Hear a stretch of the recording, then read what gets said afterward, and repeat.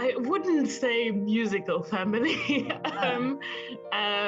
No, not at all. And I think that was also actually very lucky in a way because I never had like no matter what I did, it was fantastic. My parents were so proud of me. Hello. Hello, Katia. Hi. How are you? I'm very good. Thank you for having me here. Wow, How are you? thank you. I'm fine, thank you. I love your hair. I saw on Instagram, or was it on Facebook, where I saw you did your hair. It's lovely. Yeah, it's for this production I'm doing here, and I'm at the Dutch National Opera in Amsterdam, and we're doing Anansi, and they give me praise. Oh, that's wonderful. But it's really it's great. I see you are in you, like you say, you're in Amsterdam at the Dutch National Opera. Yes. Yeah. So what are you doing there at the moment? So the piece is called How Anansi Freed the Stories of the World. And it's a world premiere. So it's an opera that has been written for the Dutch National Opera for now. And it's a children's tale. So we're telling the story of Anansi, which is he's like a hero of the Caribbean fairy tales, kind of like folk tales. And yes, for me, it's very interesting because I grew up with the stories of Anansi, and then having those stories from my childhood put on an opera stage is really mind-blowing. I can imagine. So there's that connection for you. Yes, very strong connection. It's very surprising because I didn't realize how many people had stories of Anansi growing up, because I thought, in the Caribbean we have them, but actually they come from West Africa. I didn't know that they came from West Africa. So a lot of people growing up in West Africa grew up with those stories. A lot of people in the Caribbean grew up with those stories, and a lot of people who came from the African diaspora, like all over the world, still grew up with those stories. And I somehow didn't know that, and now I figured this out, and we are such an international cast, and so many of us grew up with those stories, and I think it's very special. It's a very, very special project for me.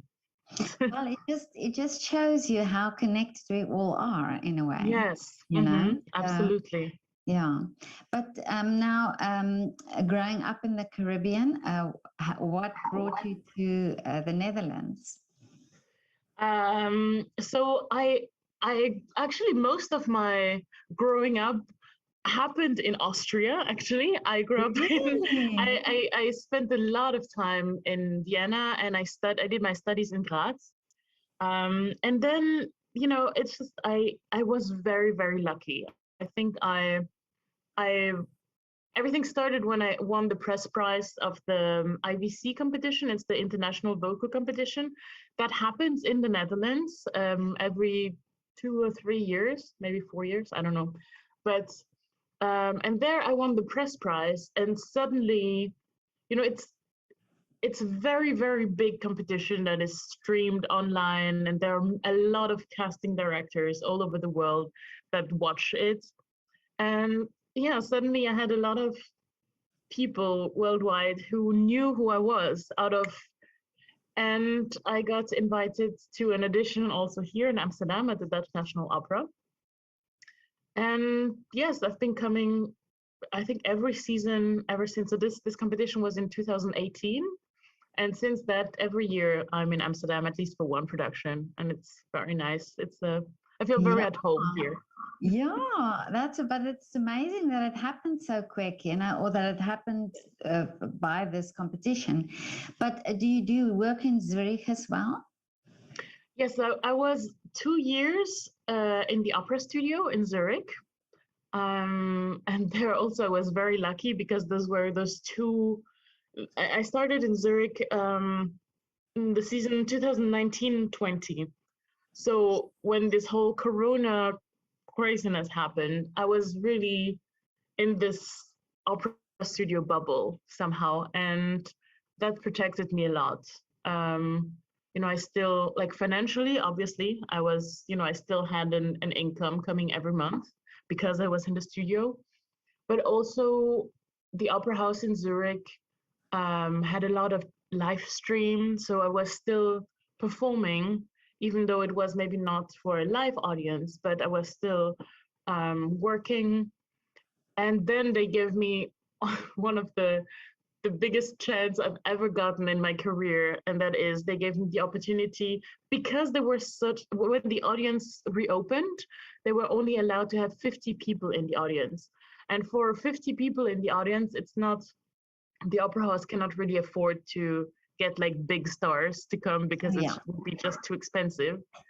And so they asked me whether I would be interested in creating an evening. And I said, yes, of course. Yeah. Yes, what do I have to do? And then they told me, well, do you have an idea? Is there something you want to do? And this is how the whole project, Opera Goes Pop, started being produced. And they really gave me a blank check, and I could do what I want, like costume. I could work, I could pick out which musicians I wanted to work with. It was an absolute dream come true. Mm. And that really propulsed me on a very different level, because there was a lot of press who came to the concert, and then suddenly it was, like every newspaper in Switzerland was talking about, oh my God, this Opera Goes Pop concert. That's actually pretty But cool. but And tell that me was, about this. yeah. How did you do this? It sounds So I fascinating. I, I, it all started from the idea that I missed the audience so much. So for nearly a year, we were only doing streams, only doing, or video concerts or everything, and there was no connection to the audience. And then I thought, okay, it's going to be the first time that I am going to sing for a live audience. What do I need to share to them? And I remember that there's one song that I think encapsulated this idea completely. And that's a French song by the singer Barbara. And it's called Ma plus belle histoire d'amour. And it's a love song that she writes to her audience. And so she writes that because throughout her career, she has sung different love songs, but the most beautiful love story that she ever experienced is the one with her audience. And so this was the whole where I wanted to end the concert at. And then I built an entire concert beforehand, telling different love stories of different music styles, different geographical horizons, different. So we started with the Orfeo aria, from the Gluck opera. So I sang some Alicia Keys, I sang some Piazzolla, some Miriam Makeba. There was really like all types of different. Just it was all about telling love stories and how different love could be. Love to your children, love to a lover that you've lost, or love. I sang, of course, Carmen and all the big opera hits, all the big pop hits. And then the end of the night was, okay, we've talked so much about love, but actually at the moment, and for me right now, the most beautiful love story I can tell is you. And then I sang this song, and it was just, and everyone in the, I was just, it Oh, was emotional. beautiful. Oh my goodness. I mean, I'm in love with love. So this would have been, I would have loved to be there. Yes, I Uh, hope that this concert will. I think that it's just the beginning. I think Opera Goes Pop. It was so successful, really. and it got such a resonance. Like Amsterdam is now trying to get it also, so maybe I will. It will maybe come here, and I think that it will. I think that we will do it a few more times. So fingers crossed. Yeah, well, I hope I can be at one of the concerts. Really, that would be so Yeah. amazing. Yeah. But it's so wonderful that you have this. This is what I. The pandemic and what it many things that it brought was really sad. But what I found so wonderful is that artists have come up with the most brilliant projects and things that, and I think it was this time where everything just calmed down for you for a little bit, that your creativeness came out. Where before it was always so busy, and it was all this things happening. So maybe this quiet time brought this out. Do you think? I think it has a lot to do with a lot of different things. I think for me at least, it wasn't so much the quiet time, because in the end it wasn't that much more quiet, because I was doing a lot of different live streams, and I jumped in Lyon, and I had here live streaming in Amsterdam. Also, I was singing I was traveling surprisingly much for the fact that we were in the middle, in the really height of the pandemic. But I think that it changed a little bit the power structures in a way, because I think that because I had the privilege of being in an ensemble in a way, I didn't have to fear for how do I eat, how do I put a house over my roof. Then suddenly all the people who were in the ensembles, who normally are, like the big stars are the people who guest, but suddenly all the guesting and the big stars were having such like survival crisis, that the people in the ensembles who had less of this problem had a lot more opportunities. I think that is like the biggest that was the biggest factor for me, because if I hadn't been in the opera studio at that time, I would have had to think, okay, how do I pay my bills? I need to find another job. And I would have stepped out of singing probably for a few months. So I think that's a very, very big part of it. And then what I mean with power structures is also the opera houses were completely clueless. There was suddenly a never before seen situation. And it was very difficult for everyone at every level to find out, okay, what do we do and how do we get from here? And so then another part of why I was very lucky is I was at a level where I already had quite a lot of experience, because I had already played in sung in a lot of different operas, but I was still very cheap. So being good, experienced, and super cheap put me in a very big power position suddenly. And yeah, that's it. Being cheap saved my life. I'm sure you're not cheap. Well, I'm working on it now, but no, but it's about value, isn't it? You were more value for their money. Yes. No, yeah. And it's yeah. I think that it has a lot to do with being at the right time at the right place, and that's very much luck and privilege in a sort of way. And I'm very aware of it, and I think that we have to be also aware of it, and very thankful. I'm very thankful for Zürich and Amsterdam, who have been really there for me at that time. Yeah, but look at your attitude as well. You've got a brilliant attitude. I mean, it's lovely. So of course, then things like this, then it just comes. I think when you have this type of attitude, like you have. But but tell me now, when you were young, when you started singing, do you come from a musical family? So I come from a family that listens to a lot of music, but I wouldn't say musical family. No, not at all. And I think that was also actually very lucky in a way, because I never had no matter what I did, it was fantastic. My parents were so proud of me.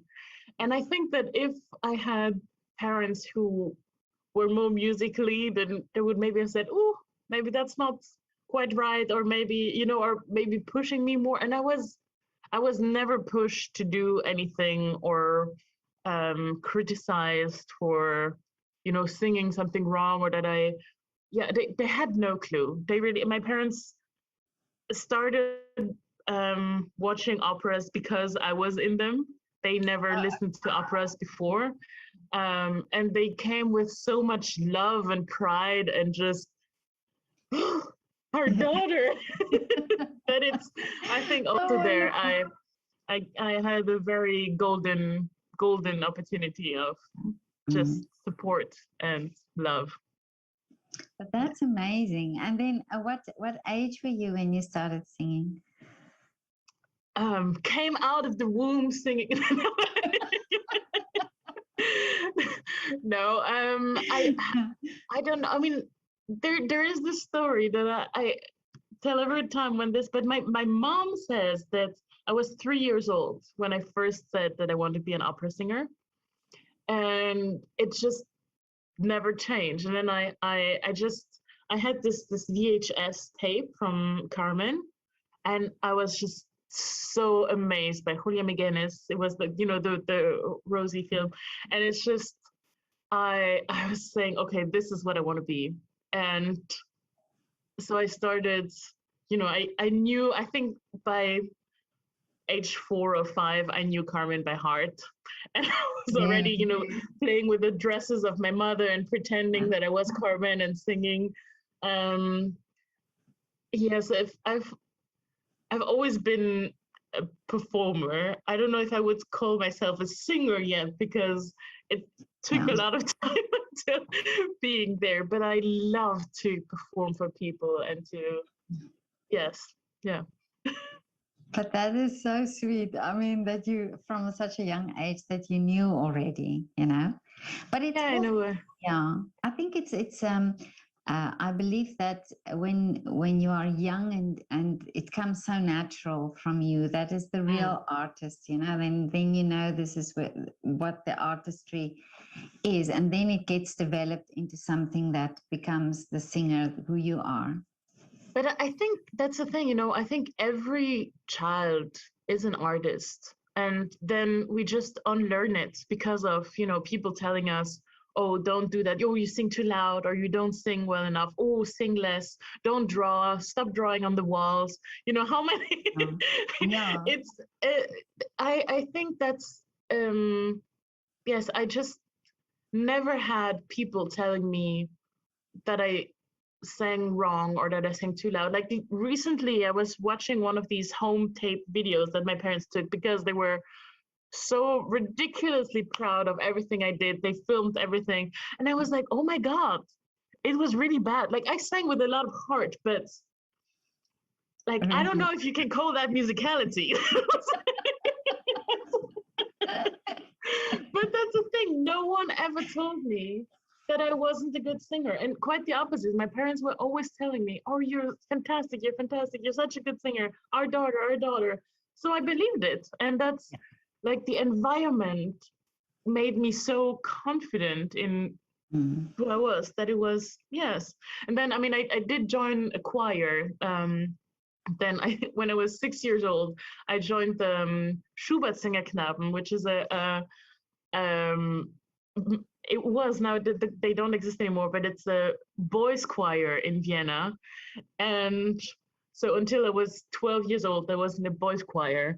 And there also I got to sing, and it was in a group, and I don't know if then when I was 12 years old, the choir master was kind of thinking, okay, maybe I don't know if we can really fit you in a boys choir anymore because teenage years arrive and bodies change. So then I had to leave when I was 12. But from 6 to 12, I was in a boys choir, and there I think I learned a lot also about um, my voice and about repertoire.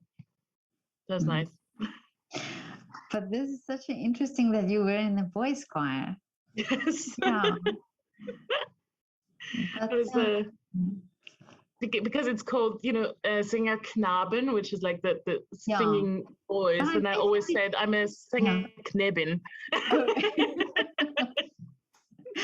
Okay, so your parents were here in Vienna. So you grew up Yes. here in Vienna. Oh, I see. Yes. Okay. But I came to Vienna when I was 6 years old. And then from Mm, 6 till my studies, I was in Vienna. Yeah. okay.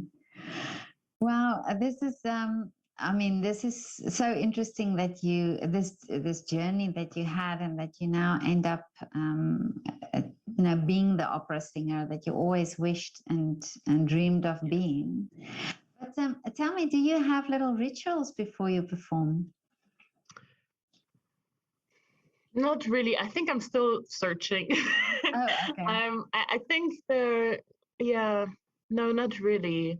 I need time. I think Mm. that's the most important thing. I don't like to be rushed before a performance. I need time to sit down. I don't think I really meditate, but it's just like calming Calm. down to Mm. really like I don't usually take a lot of time to warm up, but before a performance I will take more time, more because of the calmness of it, not so much about the voice, but about, yes, I need everything to slow Mm. down a little bit. I think that counts as a ritual in a way. Yeah. And do you eat something before the performance? It depends. I don't think I'm um that picky. I don't have like things that I can. I mean, because I figured out that milk products are just not for me. When I sing, it's just really bad. So when I turned vegan a few years ago. I realized everything that I'm eating now, I can eat at any point. It doesn't affect Oh, my I voice see. anymore. Mm. So I'm pretty relaxed. Sometimes, I mean, maybe not nuts or anything that will make me cough. Um, and I think I try to not drink soda just out of respect for my colleagues on stage. But but no, I wouldn't say, oh, this is something that I have to eat, otherwise I Yeah. don't I don't no, there's nothing that comes to mind. Oh, okay. So, yeah, but it's actually it's so interesting for me to talk to everybody about what they do before, because I've heard also of a soprano who says she eats the fattiest burger and a pizza and something like that just to keep her, satisfied for the day. But yeah, but it's interesting that you're vegan. What did it change your routine a lot in the fact that have to now think differently about food? I think I was pescatarian for such a long time in my Mm. life. And then I found out that I was very strongly lactose intolerant and that it was affecting my voice and a lot of things in my body. And I was like, okay, from pescatarian, so meaning eating just no meat but still fish, to Yeah. vegan, it was a very small step. If you take away all the milk products, it was just, yeah, I think I realized like that for the environment, eating fish was not so much something that I wanted to continue doing. And Mm. then, well, basically, I was vegan. So Oh. that's how that happened.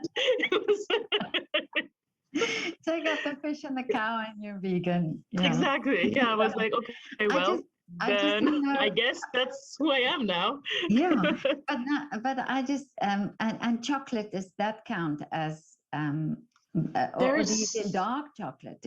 That yeah, doesn't there contain is any milk. so much fantastic vegan chocolate. There is like Really? really, I mean, Mm. especially now that I've lived 2 years in Switzerland, I'm like, chocolate is not a problem. No, Yeah. yeah, no, there is a lot. Either, yes, darker chocolate, but I'm not so much a dark chocolate fan, but like Koch chocolate, I don't know how it's called in English, but the chocolate you use for making cake, Oh yeah, yeah. it's like, The cocoa. Yeah. yeah, but it's very sweet dark chocolate. So it's dark chocolate, but with a lot of sugar. Oh, I I love see. that's vegan.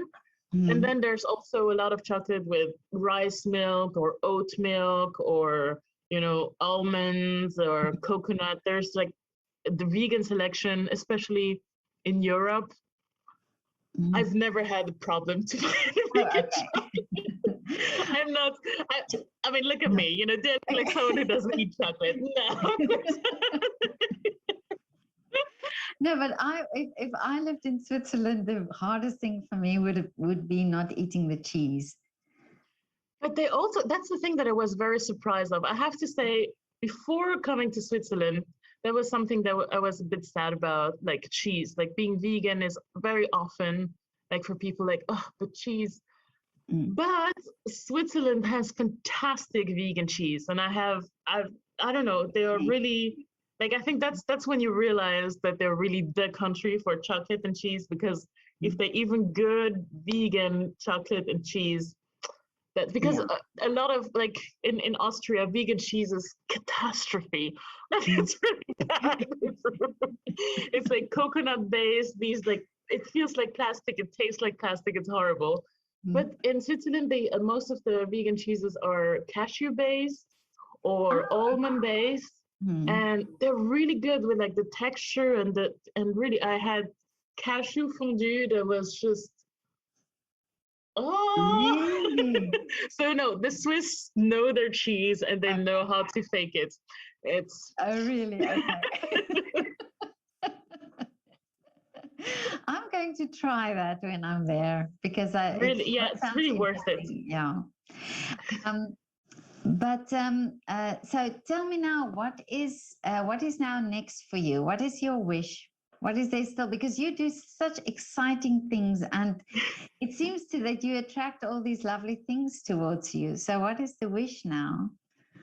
I think I'm now on a very, very nice journey to becoming an artist that is very difficult to identify. So the last project I just did, I sang Cornelia in Giulio Cesare von Handel in Moscow, and that's like Baroque. So that's like for Baroque specialists. And now here I'm doing, contemporary music. Then next I'm gonna sing at the Staatsoper in Stuttgart. I'm gonna do Rusalka, which is a very mainstream piece in opera repertoire. And I would like to stay like that. I would like, a lot of people are telling me, okay, but where do you want to be? It's easier for people to be able to box. And I'm like, I don't want to be boxed. I'm happy with, singing pop and singing Baroque and singing contemporary and maybe do some Renaissance church music and then maybe doing some Liederabend and then singing Carmen and Dalila and I want to do everything. And that's the thing, I can. If I Yeah, can, but why then I not? should, right? Yeah, but So why it's not? Hmm. exactly. I would like to, I think my biggest goal would be that when people have me in like in their opera house, it's because they want to hear me and not because they need a mezzo, but because they want to hear Katia Ledoux.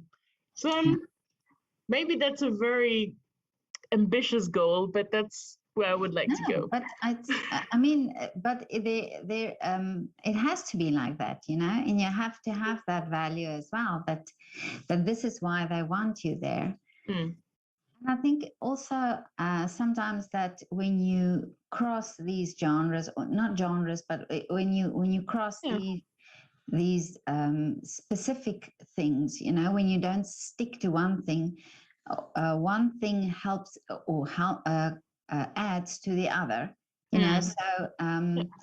that I think it's great if you have that energy to do that because it's also not easy. I think it's easy to be stuck in a specific type of role, but to have to learn and to adjust to every different thing that you do is also it's courageous and it is also it needs a lot of effort and energy.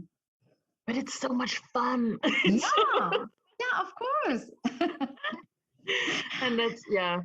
I mean, Yeah. let's see what the future brings. But I think that I'm on a path that I really enjoy at the moment, and Mm. I'm yeah very happy with it. Well, Katja, I can sense that from you. You are very, I mean, your energy is just amazing Thank and your you. spontaneity. Yeah. So it's, I would really love to come and see you. Come and Yes, watch I would you. love that too.